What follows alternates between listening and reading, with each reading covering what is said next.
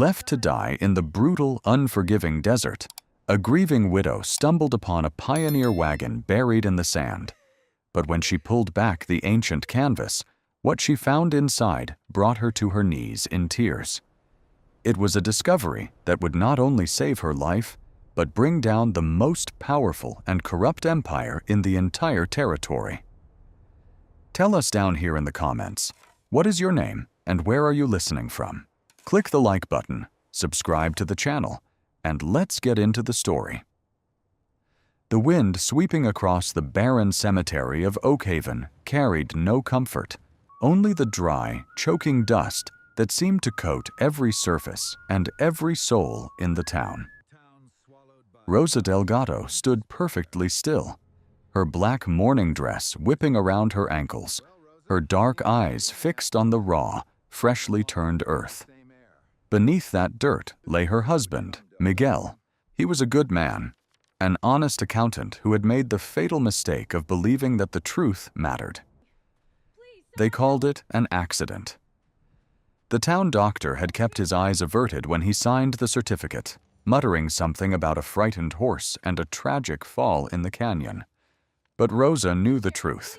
She had seen the bruises on Miguel's face that no fall could explain. She had seen the terror in his eyes in the weeks leading up to his death, ever since he had begun reviewing the ledgers for the Oakhaven Territorial Bank. Before the final shovelful of dirt had even been patted down by the gravedigger, the sound of an expensive carriage rattling through the cemetery gates broke the solemn silence. Rosa did not need to turn around to know who it was. The scent of imported cigar smoke and bay rum cologne preceded him. Bartholomew Whitmore, the owner of the bank, the owner of the town, and the architect of her husband's murder, stepped out of the carriage.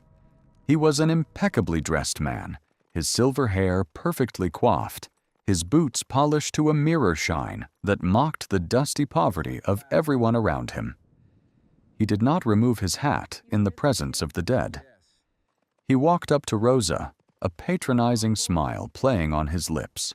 He offered his condolences with a voice as smooth and cold as a marble tombstone, and in the very next breath, he produced a folded document from his coat pocket. It was a promissory note bearing a forged signature that vaguely resembled Miguel's. Whitmore claimed that her husband had embezzled a staggering $3,000 before his tragic demise, and that the debt was now hers. He demanded the deed to their small ranch by nightfall. If she refused, he assured her with a chilling, quiet politeness, the local authorities would be forced to evict her, and she might find herself facing criminal charges as an accomplice to theft. Desperation clawing at her throat, Rosa ran to the sheriff's office. Sheriff Morrison was a man who had once sworn to uphold the law, but his badge had long since been bought and paid for by Whitmore's bank. When Rosa begged for an investigation into the forged document and Miguel's murder, Morrison simply leaned back in his chair, put his boots on the desk, and told her that grief was making her hysterical. She went to the town's only lawyer, a man who nervously refused to even look at the papers, claiming a sudden conflict of interest. As she walked down the dusty main street, the townspeople she had known for years suddenly found reasons to look away, hurriedly stepping into stores or crossing the street to avoid her gaze. They were terrified. Whitmore's shadow covered the entire valley, and anyone who stood in it was swallowed whole. That night, alone in her dark, empty house, Rosa realized the terrifying reality of her situation. She had no money, no allies, and no protection. If she stayed, Whitmore would not just take the ranch, he would ensure she had a tragic accident of her own to tie up the loose ends. The silence of the house pressed in on her, broken only by the ticking of the clock. She made her choice. She would not wait for the slaughter. Rosa stripped off her mourning dress and put on Miguel's old canvas riding trousers, a sturdy cotton shirt, and a wide-brimmed leather hat. She wrapped her most precious belongings in a blanket, a few meager rations, her husband's heavy Winchester rifle, a box of ammunition, and a large metal canteen. Under the cover of a moonless sky, she saddled her mare and rode out of Oakhaven, pointing her horse not toward the safety of another town, where Whitmore's men would easily track her, but straight into the vast, punishing emptiness of the Arizona desert. By the second day, the reality of her exile became a living nightmare. The desert was an ocean of cracked earth, towering saguaros, and endless, shimmering heat waves. The sun was not merely a celestial body, it was a physical weight, pressing down on her shoulders, baking her skin through her clothes, and turning the air into a suffocating furnace. Her throat felt as if it were coated in crushed glass. Every swallow was a torment. The canteen, once heavy with life-saving water, now sloshed with a terrifying lightness. Her horse stumbled, its head hanging low, its breathing ragged and wet. Rosa dismounted to spare the animal her weight, dragging her boots through the loose, red sand, her vision swimming with mirages of cool blue lakes that vanished as soon as she blinked.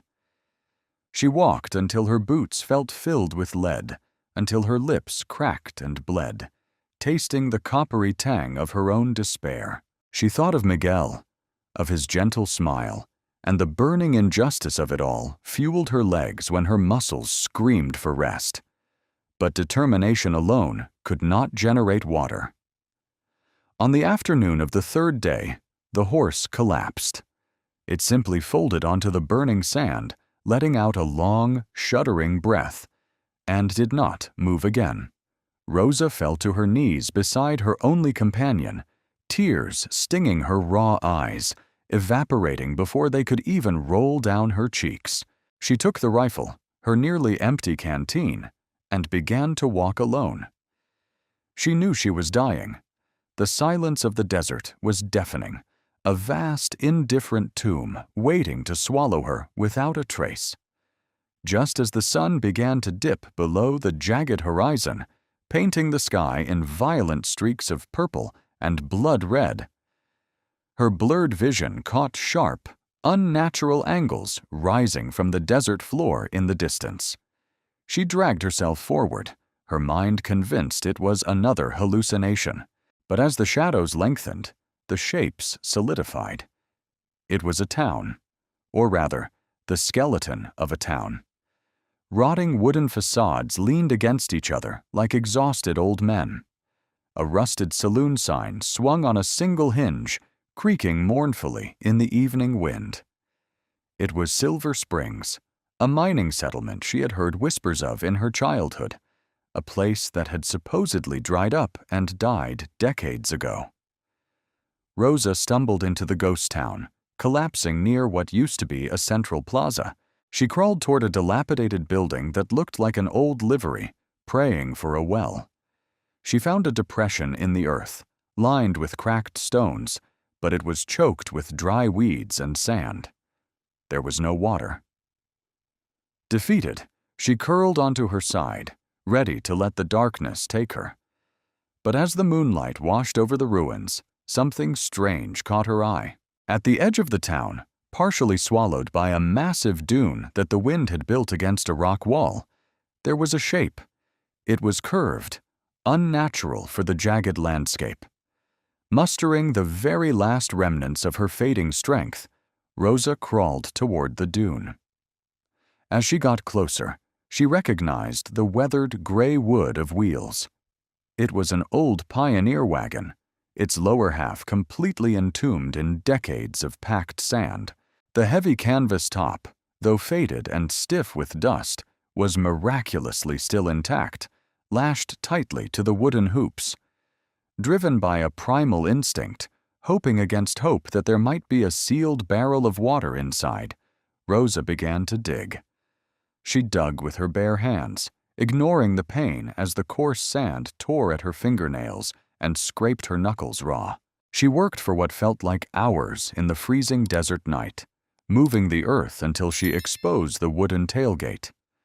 With trembling hands, she unfastened the rusted iron buckles and pulled back the heavy canvas flap. A cloud of stale, dry air billowed out, carrying the scent of dried lavender, old paper, and something distinctly metallic. She climbed inside the dark, stifling cavern of the wagon. Striking a single match from her pocket, she held it up. The flickering orange light revealed a scene perfectly frozen in time. The wagon was not a standard pioneer transport. It was a mobile vault of incredible wealth.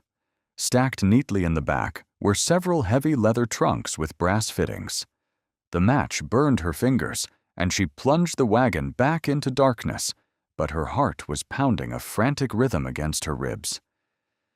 She crawled to the nearest trunk, broke the rusted lock with the butt of her rifle, and opened it. She reached in blindly. Her rough, blistered hands met the shockingly smooth, cool texture of fine silk. She pulled out a dress, heavy with intricate beadwork that caught the faint moonlight filtering through the canvas. Beneath the clothing were smaller, heavy wooden boxes. She pried one open. Even in the dim light, the dull, unmistakable gleam of gold coins and heavy silver jewelry stared back at her. But it wasn't the gold that made her breath catch. Beside the jewelry box lay a stack of thick parchment documents, bound with a faded red ribbon, and a leather-bound journal. Rosa struck another match, lighting a small, dried oil lantern she found hanging from a hoop. By its yellow glow, she carefully untied the ribbon. The documents were official bank certificates, bearer bonds worth fortunes, and, most importantly, original sealed deeds to a massive silver claim in the nearby mountains. But it was the journal that demanded her attention. She opened the fragile cover. The handwriting inside was elegant, looping, and rushed. The name on the inside cover read, Elena Castellanos. As Rosa read the faded ink, the ghost town outside seemed to fade away, replaced by the horrifying echoes of the past. The diary chronicled the life of the Castellanos family, wealthy prospectors who had struck the mother lode in Silver Springs over 20 years ago. Elena wrote of their joy, their plans to build a prosperous community, and then the encroaching darkness. She wrote of a young, ambitious financier from the East Coast who had arrived offering to manage their wealth. His name was Bartholomew Whitmore. The entries grew frantic. Whitmore had tried to force them into a predatory partnership. When they refused, their supply lines were cut. Their workers were threatened. Then came the final, blood-stained entry. Elena wrote that Whitmore's hired guns had surrounded the town. They were slaughtering everyone to take the mines by force. Knowing they would not survive the night, Elena and her husband had hidden their most valuable assets, the original deeds, and the proof of Whitmore's extortion inside their reinforced wagon, burying it at the edge of town beneath a collapsing shed, hoping the desert sands would hide it from the murderers. The final words in the diary were a desperate plea and a binding legal testament, written and notarized by the town's dying judge who had been sheltering with them. It read, "To whoever finds this refuge in the sands of time." The Castellanos bloodline ends tonight. We leave all our earthly possessions, the deeds to the silver, and the gold within this wagon to any soul of good heart who uncovers our grave. In exchange, we ask only that you expose the monster Bartholomew Whitmore to the light of justice. Let our deaths not be the foundation of his empire. Rosa lowered the book. The lantern light flickered, casting long shadows across the silk dresses and the gold. For a long moment, the only sound was the howling wind outside. Then, a profound, agonizing sob tore itself from Rosa's chest. She buried her face in the ancient, dusty silk, crying until her ribs ached. She cried for Miguel, who had died for uncovering a piece of the very same monster's corruption. She cried for Elena Castellanos, a mother who had watched her world burn. She cried for the terrifying isolation of the desert. But as the tears soaked the old fabric, a profound shift occurred within her soul. The crushing despair that had driven her into the wasteland began to evaporate, replaced by a cold, hardened steel. The desert had not been a tomb. It was an incubator. She had walked in a terrified victim, a fragile widow broken by a corrupt world. She was walking out the heir to a lost empire, armed with the ghosts of the past and the means to destroy the man who had ruined her life. The spirit of Elena Castellanos seemed to reach across 2 decades, wrapping her in a mantle of absolute purpose. She spent the next day scavenging the ruins, finding a hidden underground cistern with just enough stale, alkaline water to keep her alive. She rested, eating the last of her rations, formulating a plan.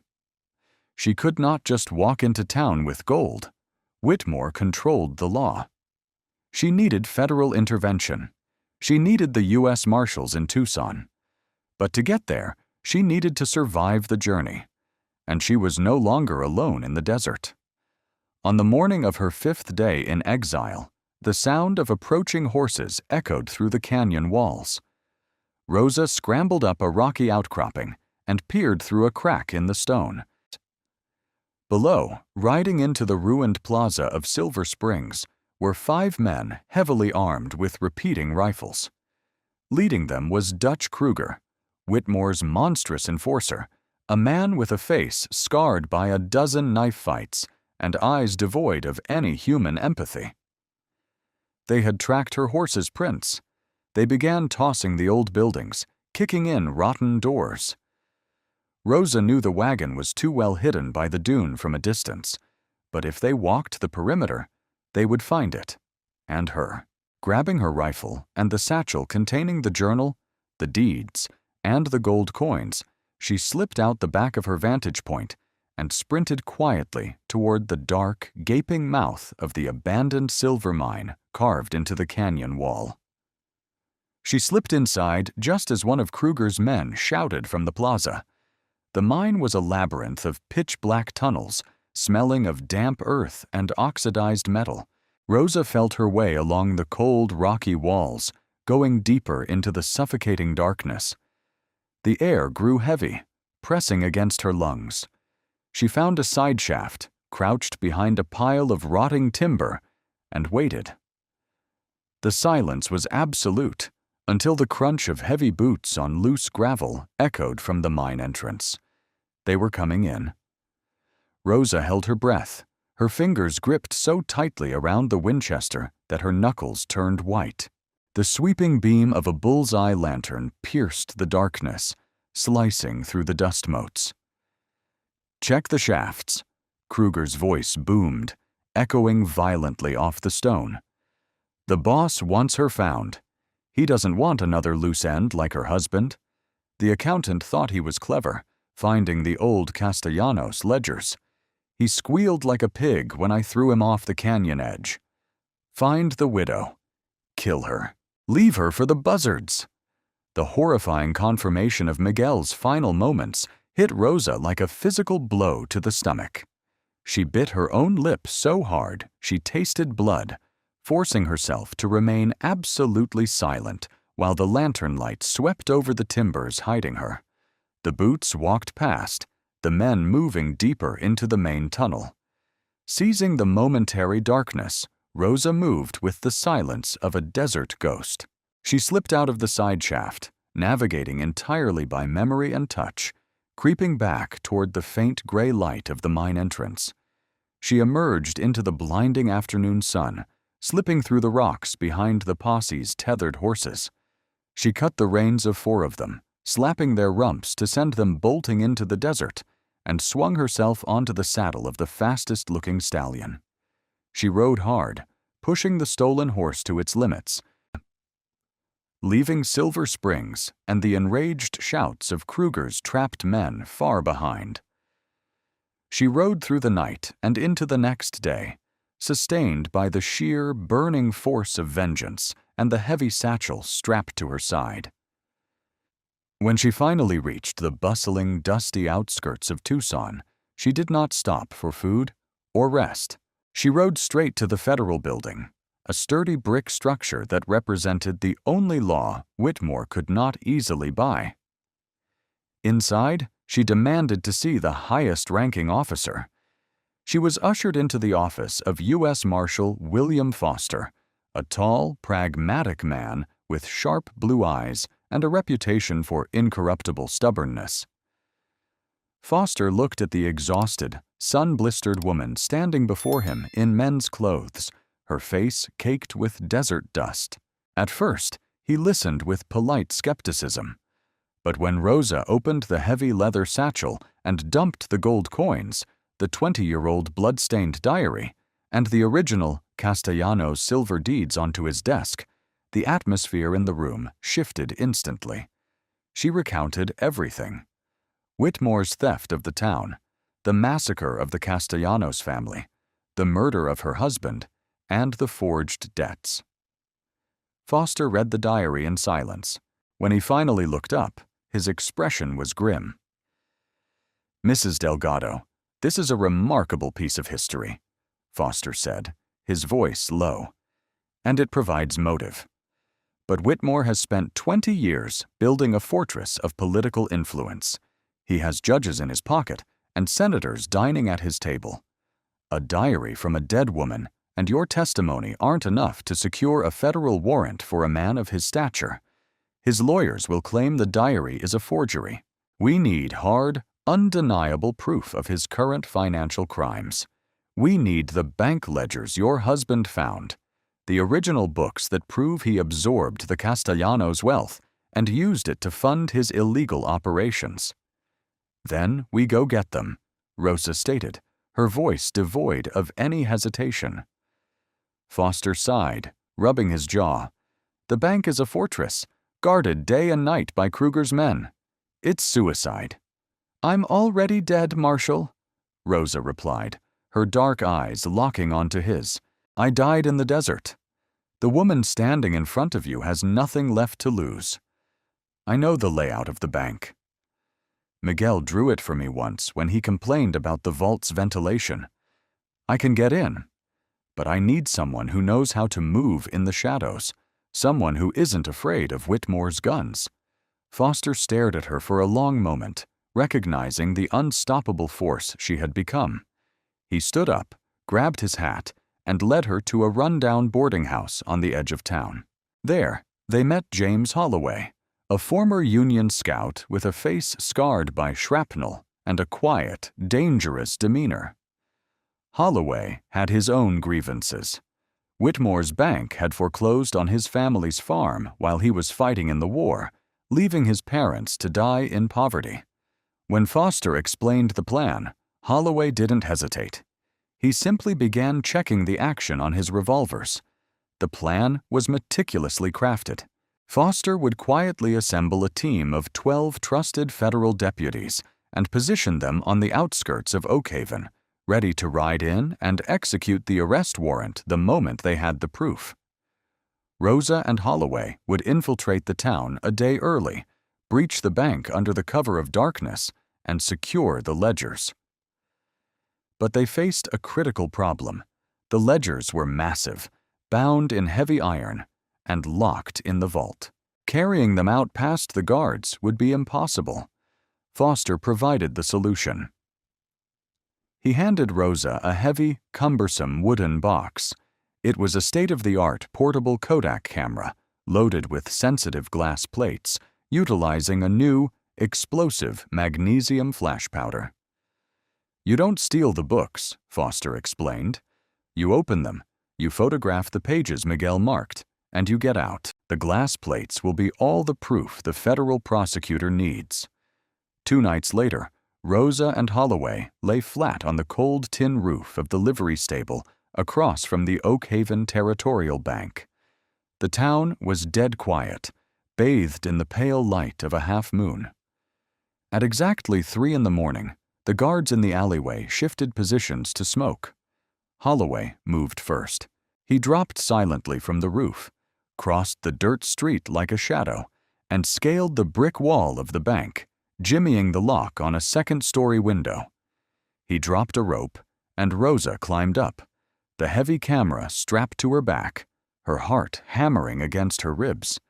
They slipped into the opulent, velvet-lined office of Bartholomew Whitmore. Downstairs, they could hear the muffled voices of 2 guards playing cards near the vault. Holloway went to the door, revolver drawn, keeping watch while Rosa moved to the massive iron safe hidden behind an oil painting. Miguel had whispered the combination to her in a fever dream the night before he died, a string of numbers that had haunted him. Rosa spun the heavy brass dial. 34, 12. 58. She pulled the handle. The heavy door swung open with a whisper of well-oiled hinges. Inside sat the ledgers. They were enormous, bound in black leather. Rosa hauled the first one onto Whitmore's mahogany desk. She opened the heavy wooden camera, set up the tripod with agonizing slowness to avoid any noise, and loaded the first glass plate. She opened the ledger to the pages Miguel had dog-eared. They were records of massive land transfers, ghost companies, and payoffs to state officials, all built on the stolen Castellanos fortune. She poured the magnesium powder into the flash tray. She took a deep breath, steeling herself, and struck a spark. The flash was blinding, a brilliant burst of white light that illuminated the entire office like a lightning strike, followed immediately by a loud, hissing pop. Smoke plumed toward the ceiling. Rosa quickly swapped the plate, turning to the next page. She had to take 4 photographs. With every flash, the risk grew exponentially. As she ignited the 3rd flash, a voice shouted from the street below. The blinding light had been seen through the cracks in the heavy curtains. "Hey, up there!" Footsteps thundered up the wooden staircase inside the bank. "We're out of time," Holloway hissed, cocking both his revolvers. "Get the plates!" Rosa desperately packed the fragile glass plates into their padded leather carrying case, slinging it over her shoulder. The office door violently splintered inward as Kruger's men kicked it open, rifles raised. Holloway fired instantly, dropping the first man and shattering the hallway chandelier, plunging the stairs into darkness.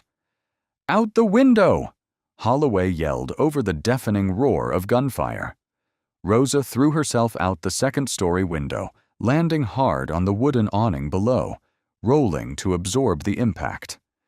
Holloway followed a second later, bullets tearing through the window frame where he had just stood. They scrambled down the awning support posts to the street, but the town was waking up. Men with rifles were pouring out of the saloon and the boarding house. Whitmore, roused from his nearby mansion, stood on his balcony in a silk robe, screaming orders to kill them. Foster and his 12 deputies charged into the main street on horseback, rifles blazing, attempting to cover Rosa and Holloway's escape. But Whitmore's private army was too large. Kruger had men positioned on the rooftops, raining down heavy suppressing fire. The federal deputies were quickly pinned down behind water troughs and overturned wagons, unable to advance or retreat. One of the deputies took a bullet to the shoulder and went down screaming. Rosa, crouched behind a rain barrel with Holloway, saw that they were outgunned. The federal men were going to be slaughtered, and the glass plates would be destroyed. She looked frantically around the chaotic street. 50 yards away, adjacent to the bank, was the large town livery stable. Inside, she could hear the terrified whinnying of dozens of horses, panicked by the relentless gunfire. "Cover me!" Rosa screamed to Holloway. Before he could stop her, she broke from cover, sprinting directly through the crossfire. Bullets kicked up dirt at her heels and splintered the wooden posts around her. She threw herself against the heavy wooden doors of the livery stable, threw back the iron latch, and pulled them wide open. She grabbed a lantern burning on the wall, smashed it against the dry hay piled near the entrance, and fired her Winchester straight up into the wooden ceiling. The resulting explosion of fire and noise was exactly the catalyst needed. The terrified horses, over 30 of them, stampeded. They burst out of the burning stable in a massive, chaotic wave of muscle, hooves, and dust, charging blindly down the main street. The sheer force of the stampede broke the enemy lines. Kruger's men on the ground were forced to dive for their lives, abandoning their cover. The snipers on the roof ceased firing, blinded by the massive cloud of dust kicked up by the herd. Taking advantage of the absolute chaos, Foster and his deputies surged forward, overwhelming the scattered mercenaries. Holloway ran to Rosa, dragging her out of the path of a panicked stallion. "Look," he yelled, pointing toward the edge of town. Through the clearing dust, they saw a luxurious carriage careening wildly toward the southern road, headed for the Mexican border. Whitmore was fleeing. "Not this time," Rosa snarled. She and Holloway grabbed 2 loose horses from the rear of the stampede, vaulting into the saddles without taking the time to secure the reins properly. They spurred the animals into a dead sprint, chasing the carriage out into the open desert. The chase was brutal. Whitmore's carriage driver whipped the team of horses mercilessly, the heavy wheels bouncing dangerously over the uneven scrubland. Holloway rode hard on the left flank, taking aim with his revolver. He fired a single, calculated shot, shattering the carriage's rear wheel axle. The carriage violently tipped, skidding sideways in a cloud of violent red dust before crashing on its side. Rosa pulled her horse up hard, dismounting before the animal even stopped moving. She marched toward the wrecked carriage, her Winchester leveled. The driver was unconscious. The door of the carriage groaned open, and Bartholomew Whitmore crawled out, his silk robe torn, his face covered in dirt and blood. He looked up, expecting to see a U.S. Marshal. Instead, he saw the widow he had condemned to death, staring down at him with the cold, unforgiving wrath of the desert itself. Whitmore raised his hands, his arrogant facade completely shattered. "I can pay you," he stammered, scrambling backward on the dirt. "Whatever you want. Name your price. Millions. It's all yours." Rosa stared at the pathetic, trembling man who had ordered the death of her husband, the man who had built an empire on the bones of the Castellanos family. She felt no rage, only a profound, icy clarity. "You don't have enough money to buy back the dead, Bartholomew," Rosa said, her voice echoing in the vast emptiness.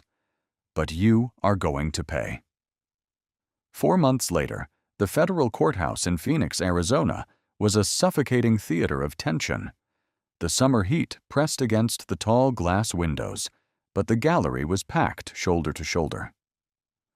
Reporters from as far away as New York had traveled to witness the trial of the century. Bartholomew Whitmore sat at the defense table, flanked by 3 of the most expensive lawyers money could buy. They were men who wore their tailored suits like armor, confident they could dismantle the prosecution's case. Their strategy was cruel and simple. Paint Rosa Delgado as a hysterical, grief-stricken widow seeking financial ruin against a pillar of the community, relying on forged documents and a fabricated diary.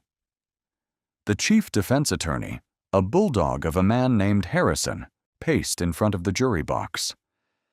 "Gentlemen," he boomed, his thumbs hooked in his waistcoat, "what we have here is a tragedy. Yes. A woman loses her husband to a riding accident, and in her overwhelming grief, her mind fractures. She wanders the desert, fabricates a fantastical story about buried wagons and decades-old conspiracies, and miraculously produces a diary that no one has ever seen before. It is a work of fiction, born of sorrow and greed." Rosa sat perfectly composed at the prosecutor's table. She wore a simple, elegant gray dress, her posture rigidly straight, her dark eyes entirely unreadable. When she was called to the stand, the entire courtroom fell deathly silent. Harrison approached her, his tone dripping with condescension. "Mrs. Delgado, is it not true that you were facing imminent eviction due to a substantial debt your late husband owed my client?" Rosa did not flinch. "My husband owed nothing. Mr. Whitmore forged that debt on the day of Miguel's funeral, knowing I had no means to fight him.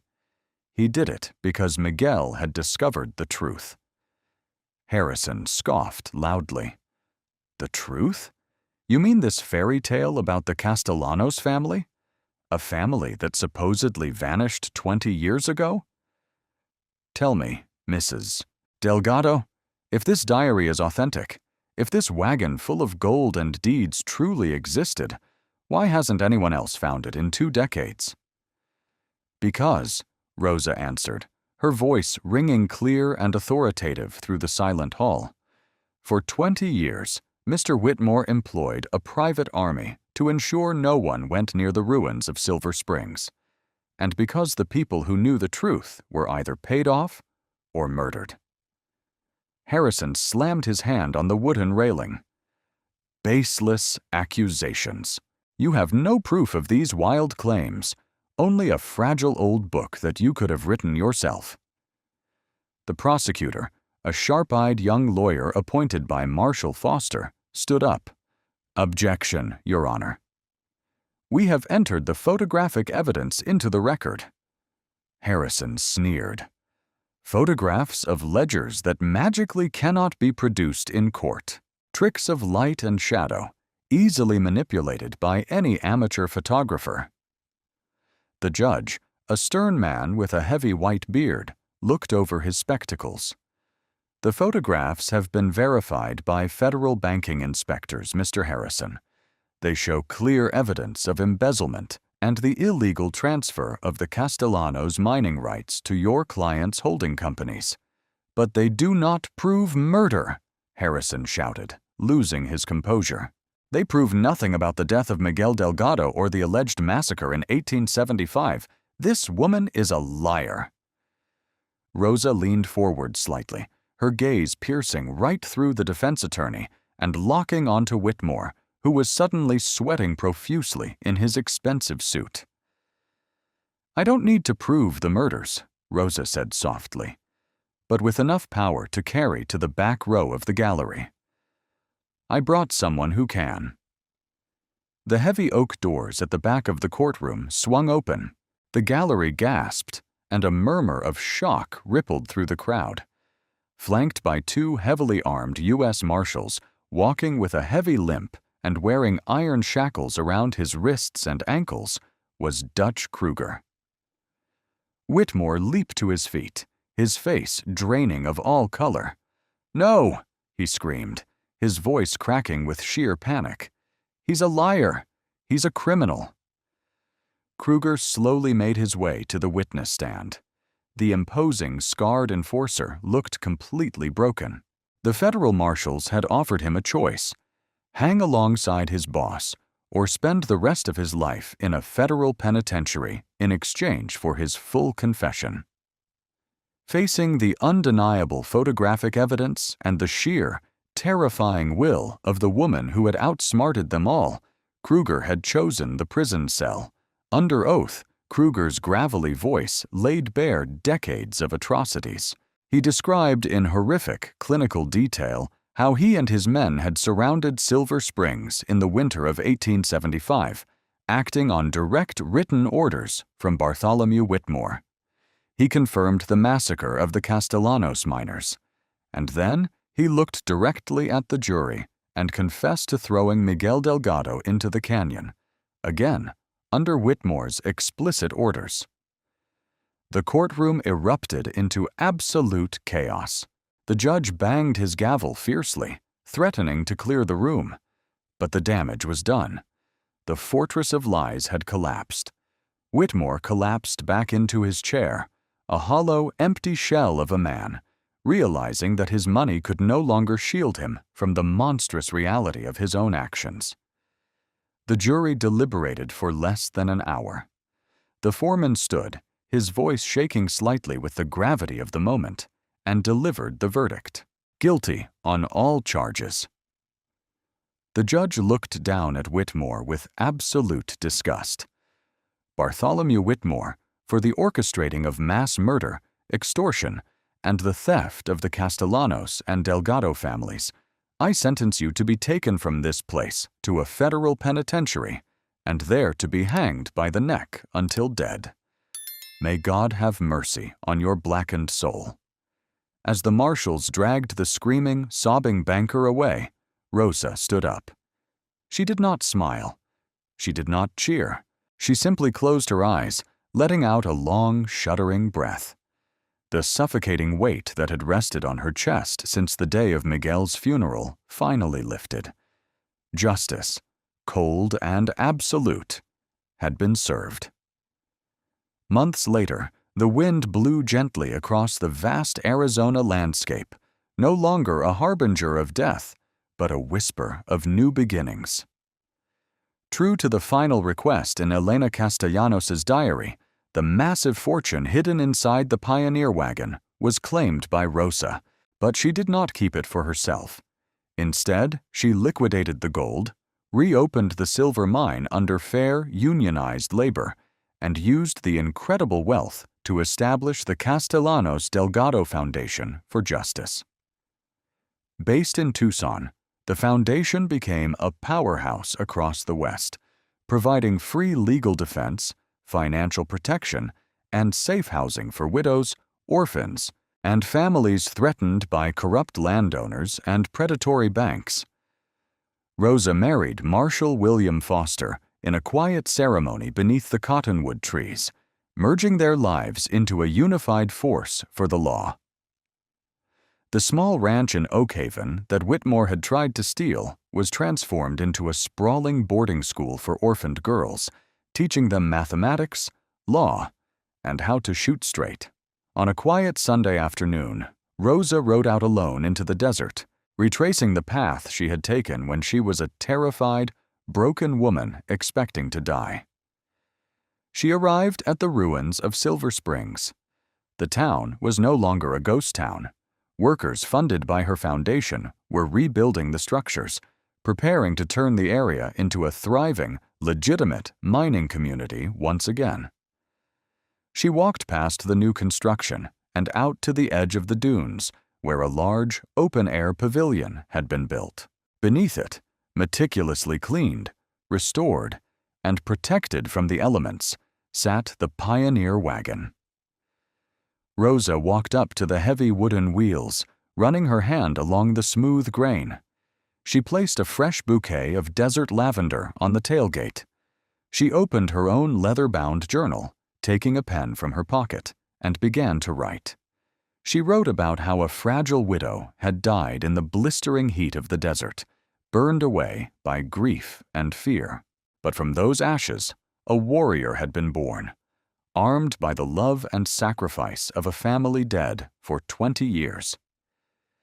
She wrote that true power is not built on silver or gold, but on the unbreakable will of those who refuse to be silenced. The past had reached out to save her, and in return, she had changed the future of the entire territory. The desert, once a place of execution, had become the birthplace of an empire of justice.